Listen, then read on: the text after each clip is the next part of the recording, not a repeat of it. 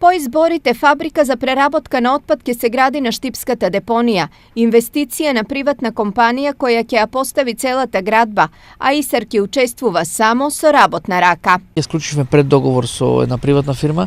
Овде на градската депонија ќе изникне една голема фабрика, во која фабрика ќе се преработува целиот отпад кој што го има овде во отпадот. Значи и органскиот отпад, и пластиката, и хартијата, и сето она посебно ќе се рециклира и ќе се преработува и тоа јавното предпријатие ќе има одредена економска добит. Фабриката ќе се простира на 3000 метри квадратни, а за нејзина нормална работа ќе се обезбедат и напојување со струја и вода.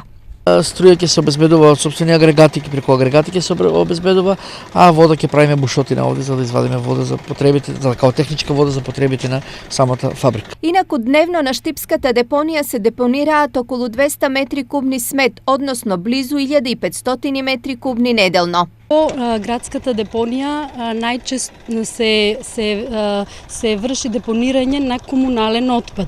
Значи депонијата е всушност за комуналниот отпад, меѓутоа нели имаме исклучоци и често е отпадот да ни од животинско потекло. Изградбата на фабриката за обработка на комунален отпад е продолжение на активностите на ИСЕР за рационално користење на сметот.